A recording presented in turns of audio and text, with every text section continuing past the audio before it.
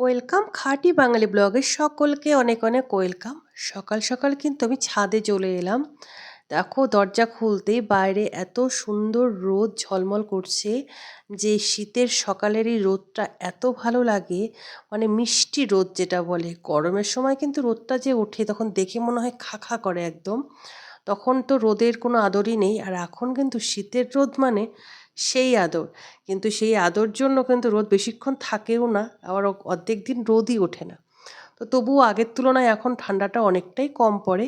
তারপরে কিন্তু দেখো আমি কিন্তু আমার গাছ বন্ধুদের কাছে চলে আসছি, কারণ এতদিন ধরে তো বিয়ে বাড়ি নিয়ে মেতেছিলাম, এই গাছগুলোর কাছে আসাই হয়নি একদম। তো গাছগুলোকে দেখতে এলাম যে গাছগুলো ঠিক আছে কি না, তো জল দিতে যদি হয়। আর দেখো তার মাঝখানে বলি, আমার জবা ফুলের কালারটা কিন্তু কীরকম অবশ্যই জানাবে, কিন্তু আমার কিন্তু খুব সুন্দর লেগেছে কালারটা। তারপরে দেখো ফুলগুলো কিন্তু কেন যেন ছোট ছোট ছোট ছোট হচ্ছে। আর এই যে ড্রাগন গাছ, এটা কিন্তু হচ্ছে আমার অনেকগুলো ট্যাগের মতো বেরিয়েছে, এখন কতটা কি করতে পারবো। আর এই গাছটাও কিন্তু আমার খুব ভালো লাগে, পেঁচিয়ে পেঁচিয়ে ওঠে। তারপরে দেখো এসে কিন্তু একটু ভাবলাম রোদে বসি, একটু বসে বসে একটু চা খাই আর তোমাদের সাথে গল্প করি। তো চা খাবো ভাবলাম, কিন্তু আমার কিন্তু চাটা খাওয়া এখানে আর হলো না, কারণ আমাকে কিন্তু রান্নাঘরে যেতে হবে। কারণ সংসারের কাজ তো নিজেকেই সব করতে হবে, কারণ নিজের সংসার নিজেকেই করতে হবে, এটা কোনো বলার কথা নয়। তো এই জন্য ভাবলাম যে টাইমটা নষ্ট করা যাবে না, এখানে যদি বসে বসে আমি চা খাই উঠতে ইচ্ছা করবে না রোদ থেকে। তারা ঘরে গিয়ে কাজও করি, চাটাও ওখানেই খেয়ে নিই। তো তারপরে দেখো আমাকে তো চাটা খাওয়া হয়ে গেছে। এখন তোমাদের দাদাভাই কিন্তু মাছ নিয়ে আসছে। তো কি কি মাছ নিয়ে আসলো সেটা এখন দেখব, তারপরে কোনটা রান্না করব। তো এখানে কিন্তু আমি কিন্তু এই দেখতে পাচ্ছি হচ্ছে কি বলে এটা, চাপলা মাছ। এই চাপলা মাছ কিন্তু ভাজা খেতে খুব ভালো লাগে, আবার সর্ষা পোস্ত দিয়েও কিন্তু চাপলা মাছ আমি করি। আর চাপলা মাছটা বেশ খেতে কিন্তু ইলিশ মাছের মতো গন্ধ লাগে, ভালো লাগে। আর এটা যে কি মাছ, এটা কিন্তু দেখতে না একদম মনে হচ্ছে কি বলতো, প্রথমে ভেবেছিলাম যে ইয়ে মাছটা মাছ, কিন্তু হচ্ছে কই মাছ না, এটা এটা অন্য মাছ। তো আমি বললাম তোমার দাদাভাইকে এটা কি মাছ এনেছো, খালি বললো যে এটা হচ্ছে নদীর মাছ, খুব ভালো খেতে, খুব স্বাদ হয়, তুমি খাবা? আমি বললাম যে না, আমি এইসব মাছ খাই না, কীরকম দেখতে। তো আমি যাই হোক, এই মাছটার কিন্তু নাম জানি না। তো তোমরা যদি কেউ জেনে থাকো অবশ্যই বলবে, তোমার দাদাভাই কিন্তু আমাকে বলেনি। আমাকে অনেক সময় তোমরা এখন অনেকে হাসতে পারো, অনেক সময় কিন্তু অন্য অন্য মাছ নিয়ে এসে বলে কি এটা সেই মাছ, ওটা ওই মাছ। তো কিছু কিছু মাছ আমি চিনি, তো অনেকেই মাছ চেনে ভালো, আমি কিন্তু এই মাছে আমাকে অনেকে ঠকিয়ে দেয় আমাকে। কারণ মাছ আমি খুব একটা যে ভালো মতো চিনি, কারণ মাছ আমি অত খেতেও ভালোবাসি না, মানে মাছ সেরকম চিনিও না। মানে ভালো লাগলে একটু খাবো, আর যদি কোনো মাছের যদি কোনো রকম গন্ধ লাগলো তো সেই মাছ আর খাবোই না। কী আর বলবো, তোমাদের দাদাভাই মাঝে মাঝে রেগে যায় আমার উপরে, যে এই এক মাছ খাওয়ানো খুব অসুবিধে। তাই আমি মাঝে মাঝে বলি যে আর মাছ টাছ কিচ্ছু খাবো না। তো বলে যে না, ওই সব খবরদার মুখে আনবা না আগেই, কারণ হচ্ছে এই মাছ যদি যে না খায় সে রান্নাও করতে পারবে না, আর তখন সবই তোমার গন্ধ গন্ধ লাগবে। তো এটা ভাবলাম যে না, এখনই এইসব বলা ঠিক না আমার। তো যাই হোক, তারপরে দেখো বাঁধাকপি রান্না হবে আজকে। তো বাঁধাকপি মাছের মাথা দিয়ে ভাবলাম যে আর মাছের মাথাটা দিয়ে বাঁধাকপিটা করি, কিন্তু আর মাছের মাথাটা একটু শক্ত হয়, খারাপ লাগে না খেতে, আমি এর আগেও করেছিলাম। তো ভাবছি যে কী করবো, এদিকে মটরশুঁটিও নেই দেখলাম, তো আলু দিয়েই ভাবলাম যে করি, বেশ পিকনিকের মতো করব, কারণ এখন ডিসেম্বর মাস, পিকনিকের মাস। তো পিকনিকের মতো তো বাঁধাকপি যেরকম আমাদের পিকনিকে হয়, তো এর মধ্যে হওয়ার কথা আছে পিকনিক। দেখা যাক কবে করব পিকনিকটা, অবশ্যই তোমাদের সাথে শেয়ার করব যেদিন পিকনিক হবে আমাদের। তো আমরা একটু সামনে ঘুরতে যাচ্ছি, তোমাদেরকে বললাম এর আগের ভিডিওতে।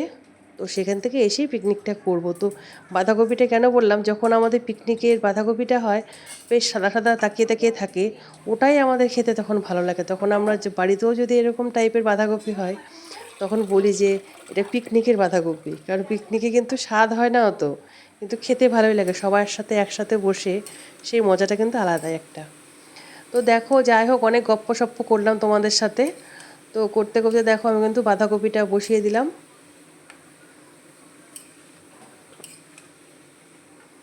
আজকে হচ্ছে রান্না করব হচ্ছে বাঁধাকপি, আর মাছটা করব, আর ছেলের জন্য আর মাছ আলাদা করে করতে হবে, আর হচ্ছে একটু বটবটি আলু ভাজা করব।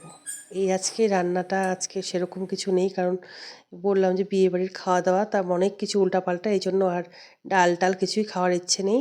আর দেখো আমি কিন্তু এখন মাছটা ভাজবো। আর মাছটা ভাজার আগে দেখলে তোমরা যে কড়াইয়ে তেল দিয়েছি, তার মধ্যে কিন্তু একটু হলুদ আমি ছিটিয়ে দিলাম, কারণ এই হলুদ দিলে না মাছটা হচ্ছে ফোটে না। আর যখন আর মাছটাকে আমি মাখিয়েছিলাম হলুদ লবণ দিয়ে, তার মধ্যে কিন্তু আমি কাঁচা তেল মেখে নিয়েছিলাম। এটা দিয়ে কিন্তু আমার মা বলেছিল যে এইভাবে করলে যে ফোটে না। তো বেশ কিন্তু সত্যিই তাই, আমি আগেও করেছি অনেকবার, মানে ফোটে না, একদম ফোটে না। মানে যেরকম বোম পটকার মতো ফোটে, মানে সেরকম কিন্তু ফোটে না, হালকা পাতলা একটু একটু ফুটলো, সেটা মানে কোনো অতটা ভয় লাগছে না, মানে খুব জোরে জোরে কোথায় কোথায় ছিটে আসে।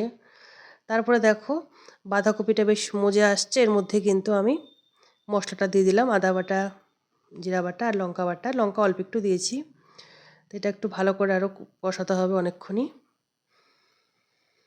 তো তোমাদের সাথে কতটা কি রান্না শেয়ার করতে পারবো আমি, তো তোমাদেরকে বললামই রান্না সেভাবে কিন্তু আমি সবটা শেয়ার করতে পারলাম না, কারণ আমি গোটাকুটি রান্না সেভাবে করতে পারি না, কারণ রান্না করতে করতে আমার মনে করো ছেলেকে খাওয়াতে যেতে হয়, আবার মেয়েকে ভাত দিতে হয়, মানে চারিদিকে দৌড়াদৌড়ি করে। তো এই জন্য মানে গোটাগুটি আমার কিন্তু রান্না কোনো দিন দেখানো হয়, কোনো দিন বেশিরভাগটাই নাই বললেই চলে। এই যে বটবটি আলু ভেজেছি, আর কিন্তু আমার এই সব রান্না তোমরা দেখালাম। স্নান করে পুজোর ঘরে চলে এলাম। আজ বৃহস্পতিবার, পুজো করতে হবে, তো এই জন্য কিন্তু বৃহস্পতিবার দিন ঘট পেতে মা লক্ষ্মীর এখন পুজো করা, এখন আমি পুজো করে নিই। তো পুজো চলুক এখন, তোমরা দেখতে থাকো ভিডিওটা।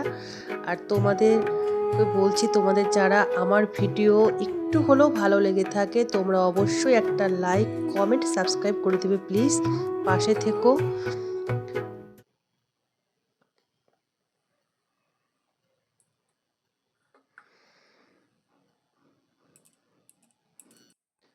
তো পুজো এখন কিন্তু করে লাস্টে কিন্তু আমি পাঁচালি পড়ি, তো পাঁচালি পড়ার জন্য একটু বসলাম নিচে, দিয়ে একটু পাঁচালিটা পড়ে নিই।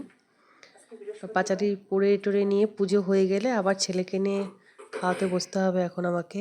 মোটামুটি আমার ছেলেকে খাওয়াতে লাগে প্রতিদিন 1 ঘন্টার মতো, মানে সকালে 1 ঘন্টা, দুপুরে 1 ঘন্টা, রাতে 1 ঘন্টা। মানে আমার ছেলের পিছনে আমার 3 ঘন্টা এমনি চলে যায়, বাদ বাকি তো সময় আছেই, আর বাকিটুকু এর মধ্যে থেকেই ম্যানেজ করে করে সব কিছু আমি করার চেষ্টা করি।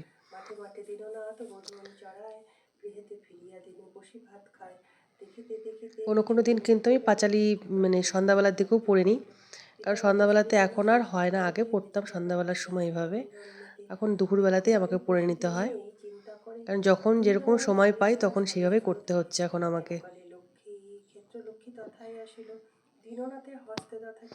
তোমরা দেখতে থাকো ভিডিওটা, আর তোমাদের কিরকম লাগলো ভিডিওটা অবশ্যই কিন্তু জানাবে। পরদিন দীননাথ স্বর্ণধান্য পায় সেই দেশে, মহারাজে শুনিতে পাইল রুদ্র দৈব কৃপা বলিরাজা বুঝিতে নারিল দীননাথে অন্তঃপুরে পরিণয়ন, রাজকন্যা তার হস্তে করিল অর্পণ, বহু জমি দিল রাজা কন্যা জামাতায়, সুরক্ষিত প্রসাদ এক বানাইয়া সুরম্য প্রসাদ এক বানাইয়া সায়, দীননাথ রাজা হইল লক্ষ্মীর কৃপায়, হরি হরি বলে সবে পালা হইল যায়। ইতি অঘ্রাণ মাসের ব্রত কথা সমাপ্ত হলো। জয় মা লক্ষ্মী মায় নমঃ, লক্ষ্মী মায় নমঃ, লক্ষ্মী মায় নমঃ।